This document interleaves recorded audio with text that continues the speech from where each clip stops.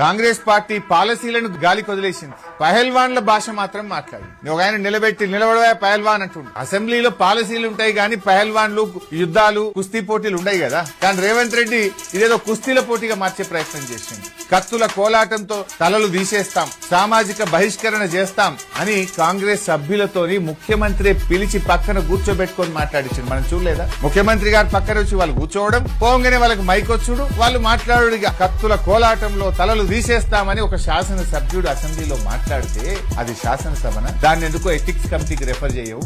సామాజిక బహిష్కరణ చేస్తామని మాట్లాడిన సభ్యుడిని ఎథిక్స్ కమిటీకి రెఫర్ చేయవా? రేవంత్ రెడ్డి ఈ 3 నెలల్లో సభలో మాట్లాడిన అనాగరిక భాషను ఎథిక్స్ కమిటీకి రెఫర్ చేయరా? ఏం మాట్లాడండి రేవంత్ రెడ్డి? నేను నోట్తో మాట్లాడలేను. ఆ భాష మాట్లాడడానికి నాకు సిగ్గు అనిపిస్తుంది. అధికారం ఉందనో, మందబలం ఉందనో, నోరుంది కదా అని ఇష్టం వచ్చినట్టు మాట్లాడితే ఇది శాసనసభ, రాష్ట్ర ప్రజలు గమనిస్తున్నారు. ఈ ప్రభుత్వ తీరును, ఈ ముఖ్యమంత్రి భాషను రాష్ట్ర ప్రజలు గమనిస్తున్నారు. మా గొంతు మందబలం ఉందని నువ్వు అసెంబ్లీలో నొక్కుతావేమో, కానీ మేము యాజ్ పాసిబుల్ దొరికిన ప్రతి చిన్న అవకాశాన్ని ఉపయోగించుకొని ఒక్క సెకండ్ కూడా వృధా చేయకుండా ప్రజా సమస్యల ప్రస్తావనకు మేము ప్రాధాన్యత ఇచ్చాము.